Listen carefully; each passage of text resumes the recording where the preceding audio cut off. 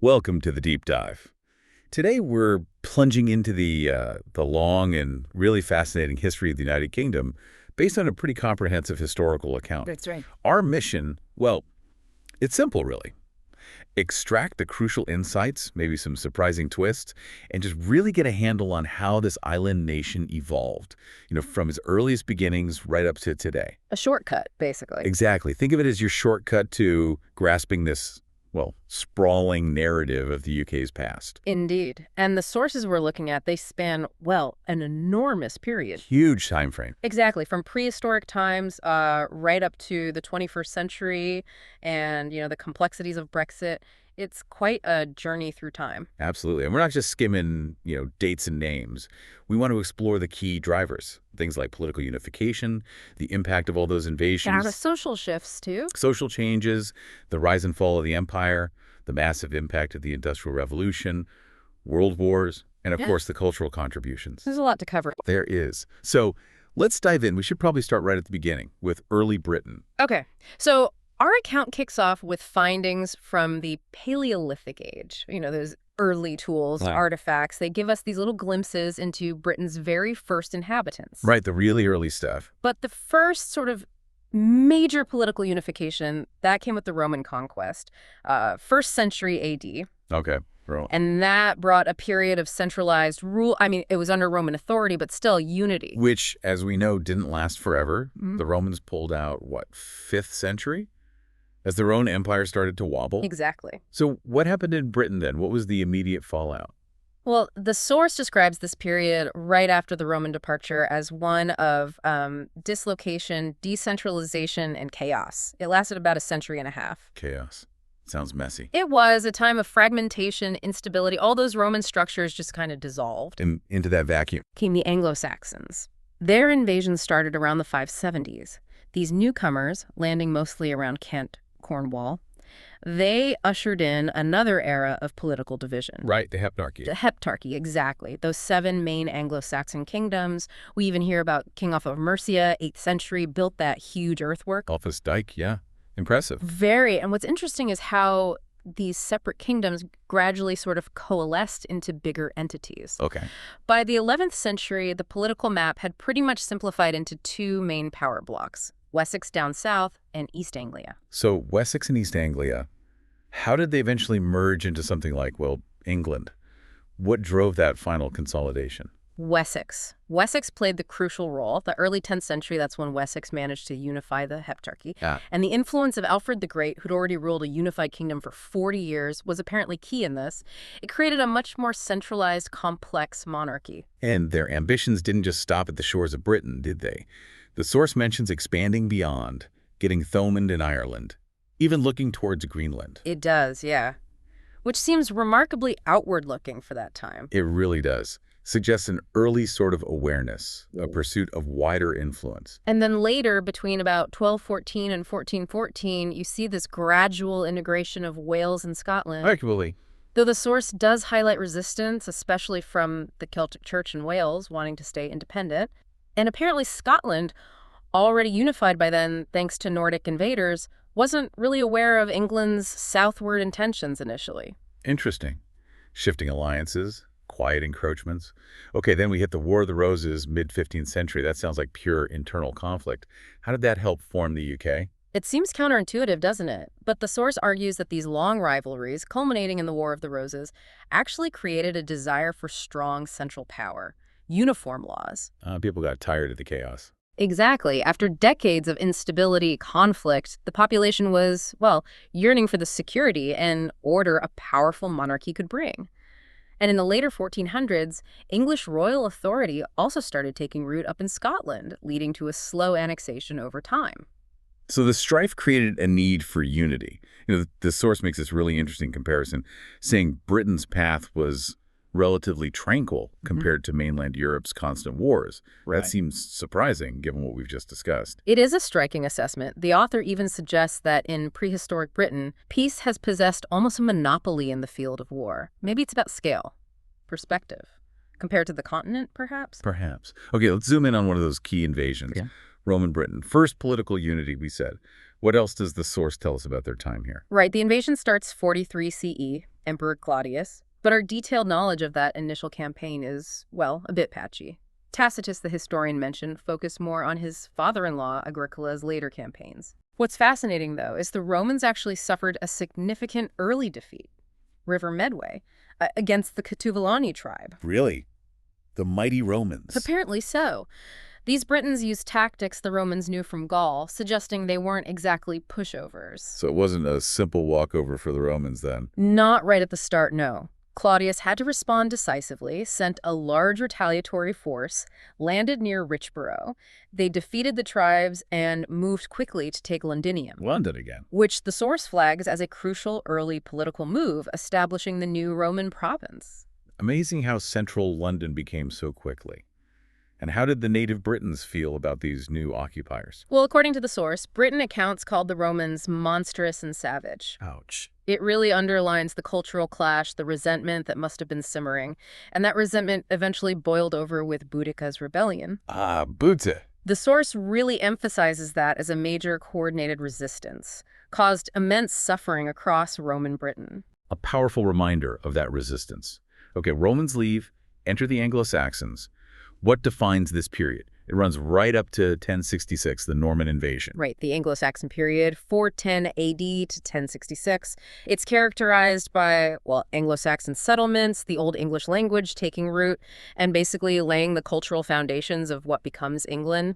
The source points out their arrival was the last major mass migration into Britain after the Romans left. And this migration changed society quite a bit. Absolutely. You see a shift in settlements moving away from Roman towns, more towards rural villages, agriculture. Burial practices changed too. Some groups brought in cremation. Right. The source identifies the traditional main kingdoms, Kent, East Anglia, Mercia, Northumbria, Wessex, but also notes other groups settled here too, like Geats and Frisians. So it wasn't just one unified Anglo-Saxon blob from day one. Not at all. Even right up to the Viking times, England was still this diverse mix. The source kind of divides it culturally. A northern sphere, Northumbria and Mercia, and a southern one, Kent, Sussex, Essex, Wessex. Plus, you had West Saxons and Welsh tribes holding their own in the southwest. Sounds like a constantly shifting power balance. Yeah. What were they fighting over mostly in this early medieval society? Land. Simple as that, really. The source is clear. Land was the central focus. Control over territory meant wealth, status. So naturally, a lot of the conflict was about grabbing and holding onto land. Makes sense. The challenge for historians, as the source mentions, is the limited written records. Bede's work is crucial, but it doesn't cover the whole later period. Right, the fog of history. Okay, fragmented landscape. Land is king. Then the Vikings arrive. How did they shake things up? Well, the Viking invasions started kind of sporadically, raids from 787 up to the mid-840s. Early on, they mainly hit coastal spots, ports, looking for slaves mostly. Just coastal raids at first. Primarily. But then the threat really ramped up with the major invasion of 865 AD. That led to serious Danish settlement in eastern England, lasting till about 870. A big shift. Definitely. The source specifically mentions a great heathen army landing in Kent in 851. They even got King Ethelwulf of Wessex to submit, temporarily at least. Wow. So how did the Anglo-Saxons fight back against this great heathen army? Well, the resistance was pretty fierce, especially from Wessex. They had a string of determined kings, Ethelbald, Ethelbert, Ethelred, constantly battling the Vikings. The source tells the story of King Athelstan in 924, supposedly killed 7 Vikings himself, got recognized as king, though the kingdom split again later. Back and forth. Exactly. More Viking incursions. London fell at one point. Danish kings like Sweyn and Hardicanute ruled for periods before England was finally reunified under Edward the Confessor in 1042. A long struggle. And the source draws a parallel between these Vikings and the next invaders, the Normans, in 1066. Yes, it frames the Norman invasion as the last big successful invasion by outsiders, pointing out that by 1066, the Normans themselves had adopted Christianity, kingship, much like the earlier Viking settlers had eventually. Right. Another wave changing England. It highlights that recurring theme in English history, the impact of these external forces. Which brings us neatly to the Norman Conquest itself. 1066, huge turning point.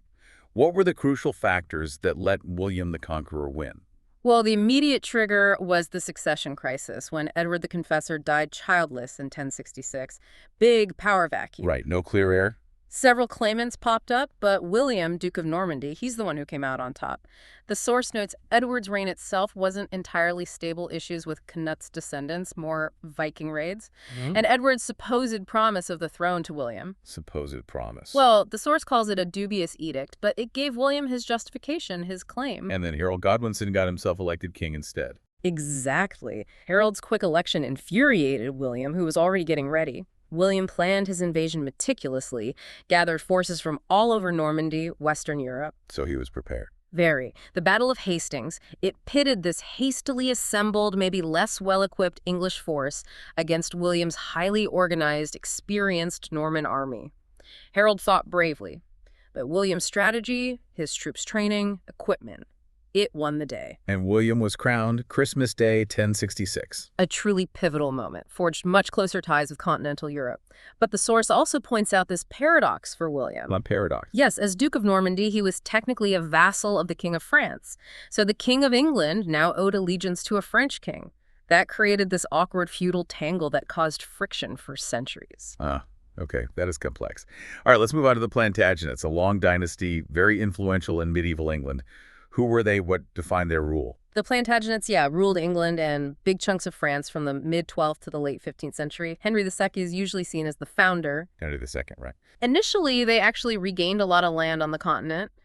But under King John, well, most of it was lost again, except Gascony. King John. Magna Carta time. Exactly. That's a major turning point in their rule. Magna Carta put real limits on the king's power, laid some early groundwork for Parliament. The big step. The source mentions a golden age under Edward I, but then things went downhill again. Yeah, after Edward I, who was relatively successful, later Plantagenet kings faced more internal conflict, growing splits among the powerful nobles. Right. And this eventually spiraled into that massive dynastic punch-up between Lancaster and York. The Wars of the Roses. The Wars of the Roses. And the Plantagenet dynasty finally ended when Henry VII, the first Tudor, took the throne. The source also kind of separates the early and later Plantagenets, notes their different styles, the growing rivalries within the family itself. Which leads us right into those Wars of the Roses. Sounds quite romantic, but the source calls it a high political crisis. What was really going on? Yeah, forget the romance. While it's often framed as this noble battle for the legitimate claim to the throne, the source argues this 30-year fight in the 15th century, Lancaster versus York, was mainly about power and influence behind the throne. Oh, puppet masters. Pretty much. It kicked off because the Duke of York tried to take control of the government, arguing King Henry VI was, well, incapable at times, mentally incapacitated. So his powerful nobles backing their preferred horse in the royal race. Precisely. Both sides relied massively on key noble families and the private armies. The source really stresses how a king's success or failure then depended heavily on which nobles backed him, and the conflict was brutal. By 1485, the English peerage was devastated. Lots of noble families wiped out or weakened. Henry VI's eventual success, the source suggests, was largely down to his ability to finally tame his nobility after all that war. A weakened nobility lets the monarchy get stronger. Okay, on to the Tudors. Everyone knows the Tudors, right? What were their main goals, their big achievements? The Tudors, 1485 to 1603. They brought in a period of relative internal stability, and that stability allowed England to start looking outwards, colonial activity asserting itself in Europe. Right, the beginnings of empire. Exactly. The foundations of the First British Empire were laid then. Their main focus internally, suppressing dissent, boosting national security, and really consolidating royal power like never before. And they were good at that, centralizing power. Oh yeah, especially the early ones, Henry VII, Henry VIII. Very effective at centralizing power, hoarding wealth for the crown. But it wasn't all smooth sailing, ongoing problems with tax. Always taxes. Always taxes. And of course, massive religious upheaval, Marriott trying to bring back Catholicism. Then Elizabeth I, often seen as a golden age, defeat of the Spanish Armada, England rising as a major naval power. Elizabeth I, she seemed to have a very clear strategy for the Church of England. Absolutely. The source highlights her determination. She wanted to reestablish, solidify the Church of England as this thriving national church under her control. Unifying the country religiously. That was the aim. Create a framework most English could accept while sidelining Catholics and the more radical Puritans. She was also pretty savvy economically, Cautious with foreign policy early on, didn't want costly wars, not enough money, weak military initially. Smart. But she intervened when she had to, to protect English interests, counter threats from Spain and elsewhere. Okay, Tudors out, Stuarts in, 1603. James VI of Scotland becomes James I of England. A personal union. What defined the Stuart period? Well, the Stuart period is interesting. You see Parliament gaining a lot more power, British colonies expanding, but at the same time, the monarchy's power declines sharply, which of course leads eventually to the Civil War. Right. James I, according to the source, was a big believer in the divine right of kings, absolute monarchy. That inevitably caused friction with Parliament over, power and money. Royal prerogative versus parliamentary rights, finance. And his son, Charles I, was even worse, or more stubborn. Indeed. Charles I was even more determined not to share power. That really escalated tensions. He kept dissolving Parliament, pushed religious changes nobody liked, tried to force a new prayer book on Scotland. The Bishop's Ward. Exactly. That really inflamed things and basically kicked off the English Civil War. His eventual defeat, trial, execution in 1649. A truly radical moment. The English Civil War. Yeah. Huge upheaval. What were the main causes and the biggest outcomes? Well, as we touched on, tensions were building all through the 1630s.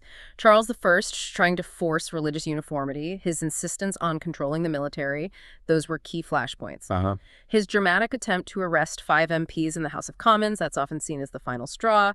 He fled London to Nottingham, and boom, the war was on. And how did the war itself go? Initially, the Royalists had some success, but Parliament gradually got the upper hand, especially after forming the new model army. Very effective. Charles's big defeat at Naseby in 1645 basically finished him militarily. And the aftermath was, revolutionary. Absolutely. After his defeat, attempts at a settlement failed. The more radical elements in the army, led by Oliver Cromwell, purged Parliament, put the king on trial, executed him. 1649. Unprecedented. Totally.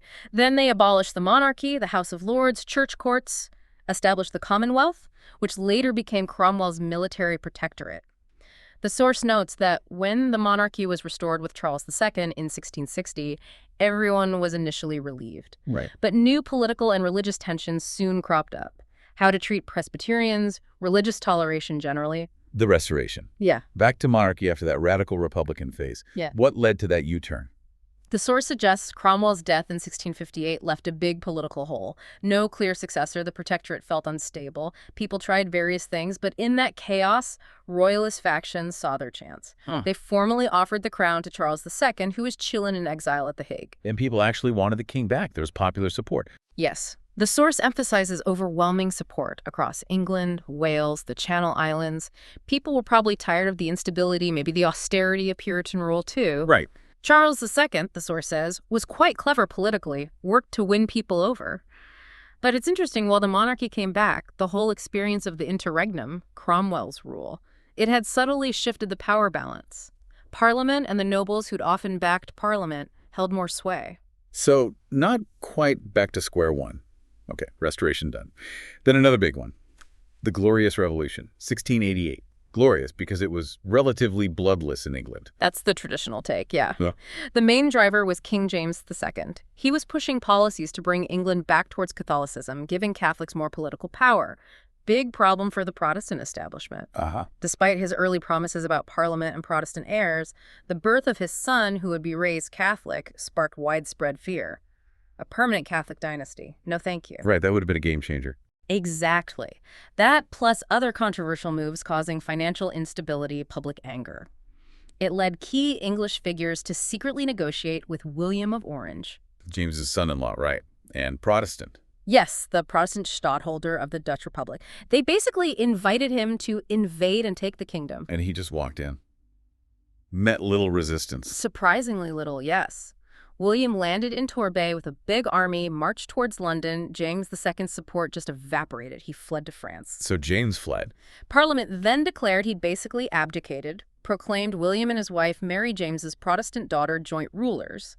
Their invitation explicitly mentioned concern about the contagion of papistry. And this glorious revolution had massive constitutional consequences. Huge. The Bill of Rights in 1689 listed all the grievances against James, kick him off the throne officially, severely limited royal power, and firmly established parliamentary sovereignty. So Parliament calls the shots now. Fundamentally, yes. The source highlights this shift.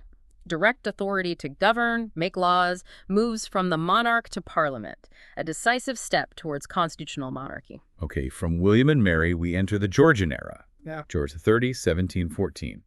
Start of the Hanoverian dynasty. What were the immediate challenges for these new German kings? Well, one obvious challenge was George I himself. He was German, didn't speak much English initially, wasn't familiar with British ways. His German courtiers arriving didn't help relations either. A bit of culture shock. You could say that, but the biggest challenge was the Jacobite threat. Attempts to put the Stuarts back on the throne, James II's son, the Old Pretender. Right, the Stuarts weren't quite gone yet. Not yet, but the Hanoverians had one key thing going for them. They were Protestant. The Act of Settlement specifically barred Catholics, so they had the legal high ground. And did these Jacobite attempts pose a serious danger? Oh, yes. The source mentions a significant invasion attempt in 1715. The Old Pretender himself landed in Scotland, got some support in the Highlands, but ultimately failed. Defeats at Sheriffmuir, Preston. So George III held on. He did. The Jacobite cause took a big hit.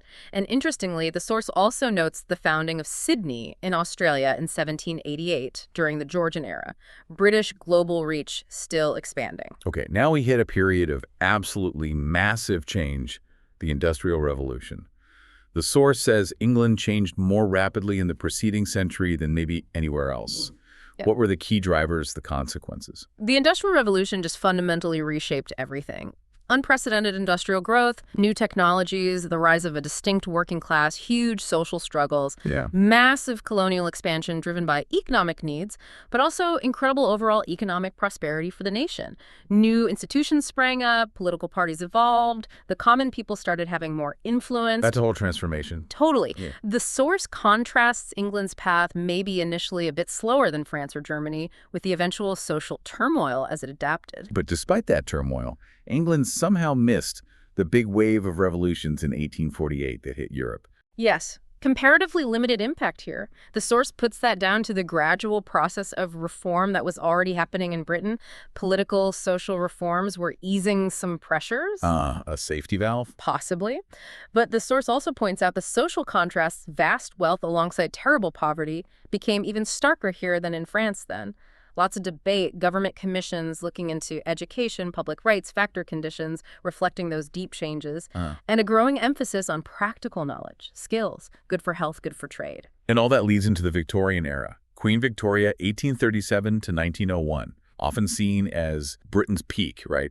Global power, influence. What defined this age? The Victorian era, yeah. Incredible economic, technological progress. Britain becomes the richest nation on earth. Also a time of big religious revivals, Catholic and Anglican. Loads of legislative reforms tackling some of the problems of industrialization, regulating banks, railways, abolishing slavery throughout the empire eventually. Plus the rise of social reform groups, feminism, the suffrage movement starting. So progress, but also grappling with social issues. Definitely. Building monuments to history, women getting more involved in public life. But the source also touches on the darker side, especially the ideology of empire. Right, the white man's burden idea. Exactly. The source highlights those pervasive racial views in Victorian literature, public life, often used to justify colonial expansion, the supposed moral duty to civilize non-white people while often looking down on their cultures. That shaped policies and opinions about the empire hugely. Moving into the 20th century, World War I, 1914-1918, a massive shock to the system for the UK and the Empire. Why did the UK get involved? What were the main outcomes? Well, the immediate trigger for the UK entering in 1914 was Germany invading neutral Belgium. Britain cited the old Treaty of London guaranteeing Belgian neutrality. So treaty obligations. Primarily. Before the war, UK policy was mostly about maintaining a balance of power in Europe, but German unification had really shaken that up. The war itself saw huge naval battles, and of course the horrors of trench warfare on the Western Front after the Battle of the Marne. And the Ottoman Empire joining Germany. Led to terrible events like the Armenian Genocide. And the source also really stresses the massive economic cost of the war. Just transitioning back to peace was incredibly difficult. The interwar years then, between the wars, a time of strain for the British Empire. Huge strain. On paper, still the biggest empire, but the foundations were definitely weakening.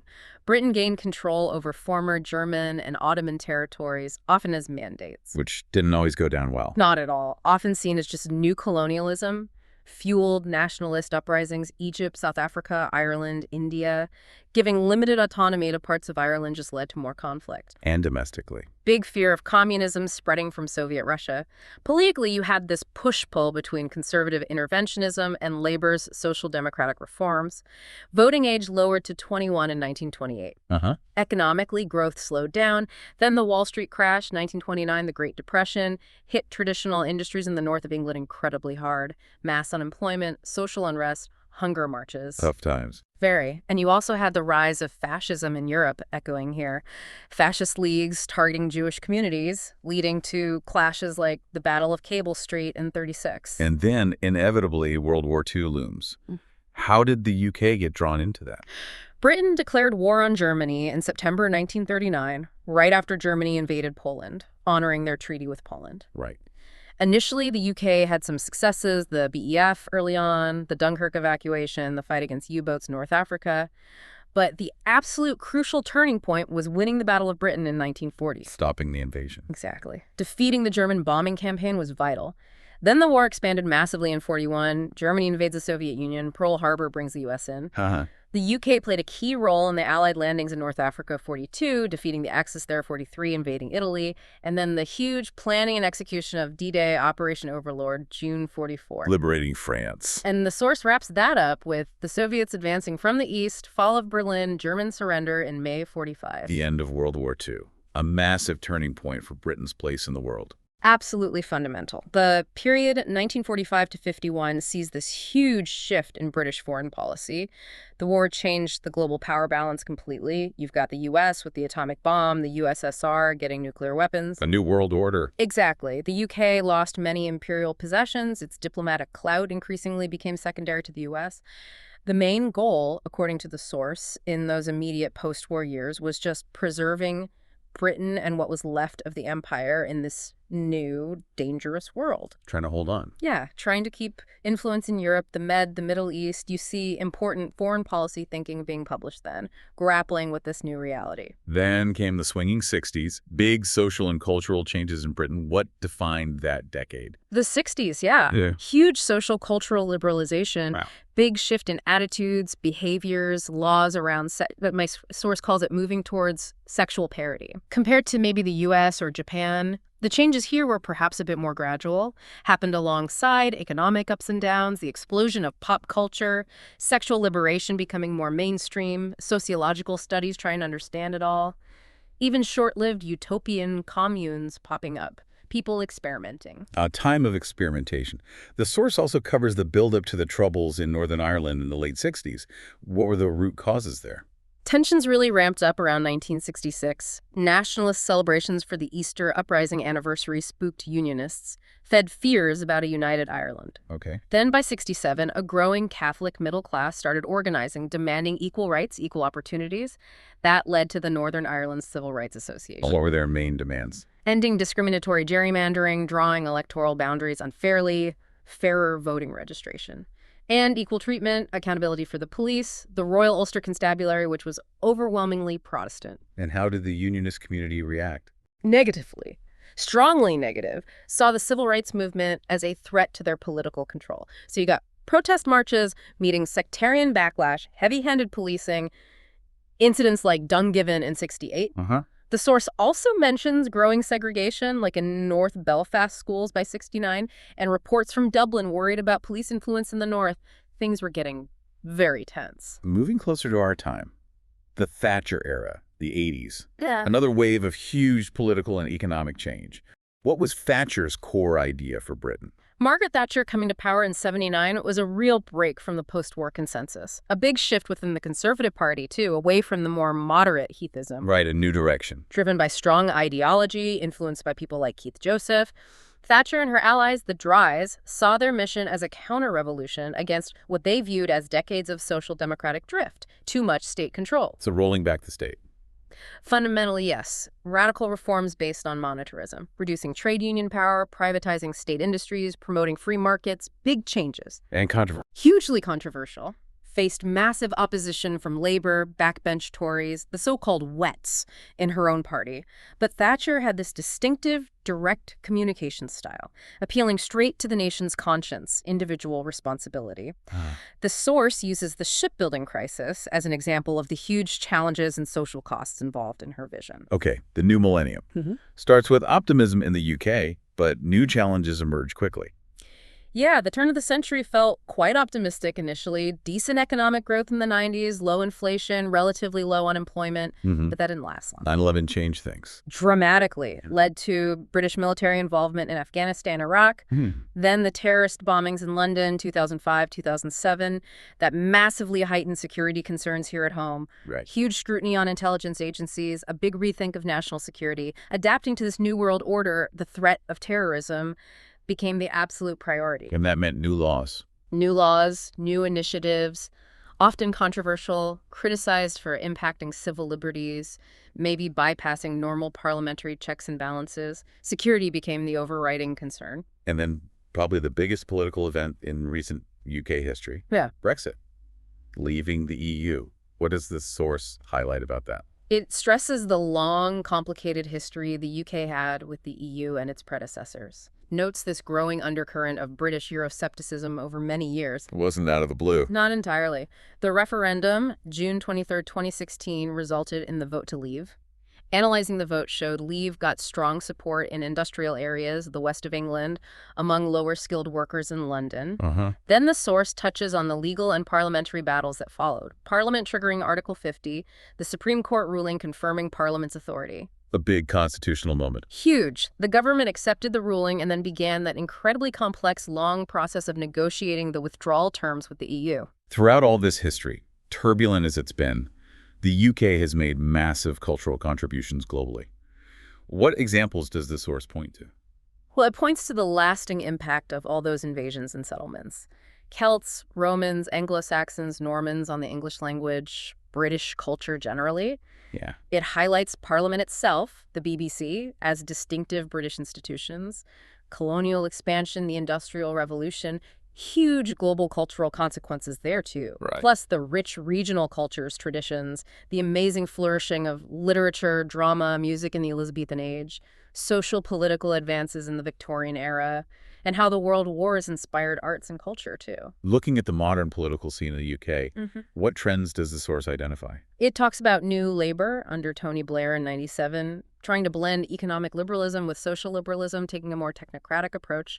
Suggests Tory social conservatism helped Labour win then. Also notes a perceived decline in the influence of genuine liberal intellectuals, and talks about this new circumstance of dystopia. Dystopia, strong word. Yeah, meaning maybe the weakening of traditional conservative and old labor ideas. More emphasis on technocratic projects via social media, using data, behavioral prediction in governing, and the rise of a new populism, often fueled by anxiety and anger. And how does the source see the UK's position in the world today? As a relatively small island, but still a major global economy, significant influence, partly from the colonial legacy English language, the Commonwealth. Still punching above its weight. Attempting to stay relevant through global leadership roles. The source mentions the impact of the World Wars, the rise of the U.S. Times when the UK asserted independence, like Suez, but also periods of domestic crisis. Thatcher's economic changes are highlighted again, navigating the end of the Cold War and ongoing questions about the fairness, the ethics of UK global initiatives like fighting corruption. And it notes how much global interest, sometimes ridicule, UK politics attracts. Finally then. Yeah. What future challenges does the source see for the UK? It really emphasizes the unprecedented scale of 21st century challenges, globalization, demographic change, rapid technology. Wow. The reach, the depth of the consequences are huge. Notes growing public disaffection with politics, eroding trust, uncertainty, anxiety driving shifts in political loyalty, widespread discontent with the establishment, capitalism, liberalism, globalization. A general malaise. Seems like it. Even hints at existential fears of social or political collapse in some areas. More specifically, challenges of Brexit, Scottish independence, growing distrust in science, history, deepening inequalities in wealth, well-being, fragmented power, complex policymaking. That's pretty daunting. Yeah, the source conveys a real sense of foreboding uncertainty about Britain's future path in this changing world. So we've covered an immense sweep of history. From the Stone Age to Brexit, Yeah. a proper deep dive into the UK's story has been fascinating, tracing all those layers, Roman, Anglo-Saxon, Viking, Norman, all shaping the nation. One fact that struck me was that early Roman defeat at the Medway. Right. A reminder that even superpowers face setbacks. Yeah, and that description of prehistoric Britain where peace has possessed almost a monopoly in the field of war. That really makes you think, doesn't it? Such a contrast with what came later. It really does. Makes you reflect on these long-term shifts and how our view of the past is colored by everything that happened afterwards. Absolutely. And understanding this complex, often surprising history feels so relevant now as the UK faces all these 21st century challenges. It just highlights this constant theme of change, conflict, adaptation. Yeah, That seems to be the story. it does. So as we wrap up this deep dive, here's a final thought for you, the listener. Considering this long history of adapting, of navigating internal and external pressures, what do you think is the UK's most enduring characteristic as it faces the future? Something to ponder as the story continues. Thanks for joining us.